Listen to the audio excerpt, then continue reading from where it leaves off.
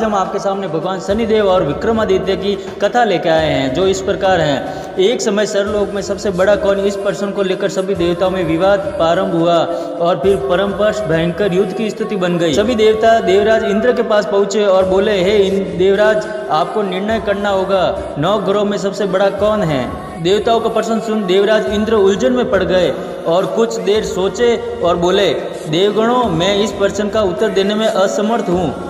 पृथ्वी लोक में उज्जैनी नगरी में राजा विक्रमादित्य का राज्य है। हम राजा विक्रमादित्य के पास चलते हैं क्योंकि वह न्याय करने में अत्यंत लोकप्रिय हैं। उनके सिंहासन पर अवश्य ही कोई जादू है कि उस पर बैठकर राजा विक्रमादित्य दूध का दूध और पानी का पानी अलग करने का न्याय करते हैं। देवराज इंद्र के आदेश पर सभी देवता पृथ्वीलोक में उज्जैनी नगरी पहुँचे। देवताओं के आवागमन का समाचार सुन सभी राजा विक्रमादित्य ने उनका स्वागत किया। महल में पहुंचकर जब देवताओं ने उनसे अपना प्रश्न पूछा तो राजा विक्रमादित्य कुछ देर के लिए परेशान हो उठे, क्योंकि सभी देवता अपनी अपनी शक्तियों के कारण महान शक्तिशाली थे। किसी को भी छोटा व बड़ा कह देने से उनके क्रोध को प्रकोप से भयंकर हानि पहुंच सकती थी। तभी राजा विक्रमादित्य को एक उपाय सूझा और उन्होंने विभिन्न धातुओं स्वर्ण, रजत, कांसा, तांबा, सीसा, रांगा, जस्ता, अभ्रक व लोहे के 9 आसन बनवाए। धातुओं के गुणों के अनुसार सभी आसनों को एक दूसरे के पीछे रखवा कर उन्होंने देवताओं को अपने अपने सिंहासन पर बैठने को कहा। जब देवताओं के बैठने के बाद राजा विक्रमादित्य ने कहा, आपका निर्णय तो सव्य हो गया। सबसे पहले सिंहासन पर विराजमान है वह सबसे बड़ा। राजा विक्रमादित्य के निर्णय को सुन शनि देवता ने सबसे पीछे आसन पर बैठने के कारण अपने को छोटा जानकर क्रोधित होकर कहा, राजन, तुमने मुझे सबसे पीछे बिठाकर मेरा अपमान किया है। तुम मेरी शक्तियों से परिचित नहीं हो, मैं तुम्हारा सर्वनाश कर दूंगा। सूर्य एक राशि पर 1 महीने, चंद्रमा 2.25 दिन, मंगल 1.5 महीने, बुध और शुक्र 1 महीने, बृहस्पति 13 महीने रहते हैं, लेकिन मैं किसी राशि पर 7.5 वर्ष तक रहता हूँ। बड़े बड़े देवताओं को मैंने अपने प्रकोप से पीड़ित किया है। राम को 7.5 के कारण ही वनवास जाना पड़ा, ही वन में जाकर रहना पड़ा, और रावण को 7.5 के कारण ही युद्ध में मृत्यु का शिकार बनना पड़ा। उसके वंश का सर्वनाश हो गया। राजा, अब तू भी मेरे प्रकोप से नहीं बच सकेगा। राजा विक्रमादित्य शनि देवता के प्रकोप से थोड़ा भयभीत हुए, लेकिन उन्होंने मन में विचार किया, मेरे भाग्य में जो लिखा होगा ज्यादा से ज्यादा वही होगा। फिर शनिदेव के प्रकोप से भयभीत होने की आवश्यकता क्या है। उसके बाद अन्य ग्रहों के देवता जो प्रसन्नता के साथ वहां से चले गए, लेकिन शनिदेव बड़े क्रोध के साथ वहां से विदा हुए। राजा विक्रमादित्य पहले की तरह ही न्याय करते रहे। उनके राज्य में सभी स्त्री पुरुष बहुत आनंद से जीवन यापन कर रहे थे। कुछ देर ऐसे ही बीत गए। उधर शनि देवता अपने अपमान को भूले नहीं थे कि विक्रमादित्य ने बदला लेने के लिए एक दिन शनिदेव ने घोड़े के व्यापारी का रूप धारण किया और बहुत से घोड़ों के साथ उज्जैनी नगरी में पहुंचे। राजा विक्रमादित्य राज्य में किसी घोड़े के व्यापारी के आने का समाचार सुना तो अपने अश्वपात को कुछ घोड़े खरीदने के लिए भेजा। अश्वपात ने वहां जाकर घोड़ों को देखा तो बहुत खुश हुआ, लेकिन घोड़ों का मूल्य सुन उसे बहुत हैरानी हुई। घोड़े बहुत कीमती थे। अश्वपाल ने जब वापस लौटकर इस संबंध में बताया, राजा ने स्वयं जाकर एक सुंदर व शक्तिशाली घोड़े को पसंद किया। घोड़े की चाल देखने के लिए राजा उस घोड़े पर सवार हुआ तो वह घोड़ा बिजली की गति से दौड़ पड़ा। तेजी से दौड़ता हुआ घोड़ा राजा को दूर एक जंगल में ले गया और फिर राजा को वहां गिराकर जंगल में कहीं गायब हो गया। राजा अपने नगर को लौटने के लिए जंगल में भटकने लगा, लेकिन उसे लौटने का कोई रास्ता नहीं मिला। राजा को भूख प्यास लग आई। बहुत घूमने पर उसे एक चारावाह मिला। राजा ने उनसे पानी मांगा। पानी पीकर राजा ने उस चारावाह को अपनी अंगूठी दे दी। फिर उससे रास्ता पूछकर वह जंगल से बाहर निकलकर पास के नगर में पहुंचा। राजा ने एक सेठ की दुकान पर बैठकर कुछ देर आराम किया। उस सेठ ने राजा से बातचीत की तो राजा ने उसे बताया कि मैं उज्जैनी से आया हूं। राजा के कुछ देर दुकान पर बैठने से सेठ जी की बहुत बिक्री हुई। सेठ ने राजा को बहुत भाग्यवान समझा और उसे अपने घर भोजन के लिए ले गया।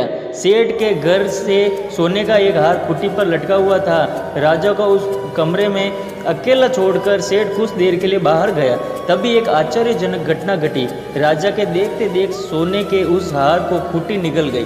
सेठ ने कमरे में लौटकर हार को गायब देखा तो वह चोरी का संदेह राजा पर ही किया, क्योंकि उस कमरे में राजा को अकेला बैठा था। सेठ ने अपने नौकरों से कहा कि इस परदेशी को रस्सियों से बांधकर नगर के राजा के पास ले चलो। राजा ने विक्रमादित्य से हार के बारे में पूछा तो उसने बताया कि उन्हें देखते देखते खूंटी ने हार को निगल लिया है। इस पर राजा ने क्रोधित होकर चोरी करने के अपराध में विक्रमादित्य के हाथ पांव काटने का आदेश दे दिया। राजा विक्रमादित्य का हाथ पांव काटकर उसे नगर की सड़क पर छोड़ दिया गया। कुछ दिन बाद एक तेली उसे उठाकर अपने घर ले गया और उसे अपने कोल्हू पर बिठा दिया। राजा आवाज देकर बैलों को हाँकता रहा। इसी तरह तेली का बैल चलता रहा और राजा को भोजन मिलता रहा। शनि के प्रकोप की 7.5 पूरी होने पर वर्षा ऋतु आरंभ हुई। राजा विक्रमादित्य एक रात मेघ मल्हार गा रहा था।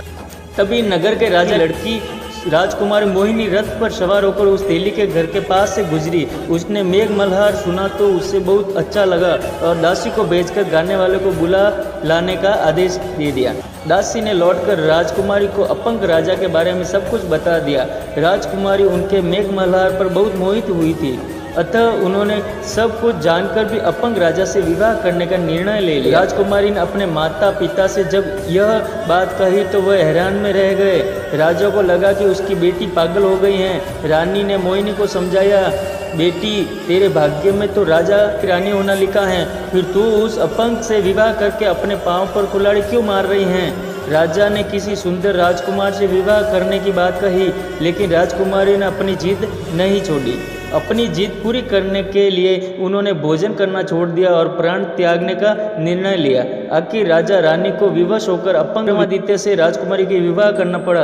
विवाह के बाद राजा विक्रमादित्य और राजकुमारी तेली के घर में रहने लगे। उसी रात सपन में शनिदेव ने राजा से कहा, राजा तुमने मेरा प्रकोप देख लिया है, मैंने तुम्हें अपने अपमान का दंड दे दिया है। राजा ने शनिदेव से क्षमा करने को कहा, प्रार्थना की कि हे शनिदेव, आपने जितना दुख मुझे दिया है अन्य किसी को न देना।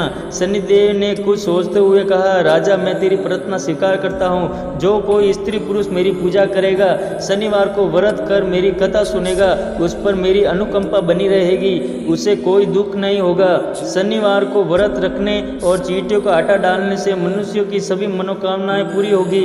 प्रांत काल राजा विक्रमादित्य की नींद खुली तो अपने हाथ पांव देखकर राजा को बहुत खुशी हुई।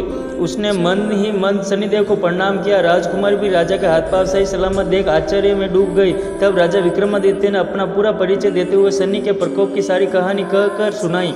सेठ को जब इस बात का पता चला तो दौड़ता हुआ तेली के घर पहुंचा और राजा के चरणों में गिरकर क्षमा मांगने लगा। राजा ने उसे क्षमा कर दिया क्योंकि यह सब शनिदेव के प्रकोप के कारण हुआ था। सेठ राजा को अपने घर ले गया और उसे भोजन कराया। भोजन करते समय वहाँ आश्चर्यजनक घटना घटी। सबके सब देखते रह गए। खूंटी में वह हार उगल दिया। सेठ जी ने अपनी बेटी का विवाह भी राजा के साथ कर दिया और बहुत से स्वर्ण आभूषण धन आदि देकर राजा को विदा किया। राजा विक्रमादित्य राजकुमारी मोहिनी और सेठ की बेटी के साथ उज्जैनी पहुंचे तो नगरवासियों ने हर्ष से उनका स्वागत किया। उसी रात उज्जैनी नगरी में दीप जलाकर लोगों ने दीपावली मनाई।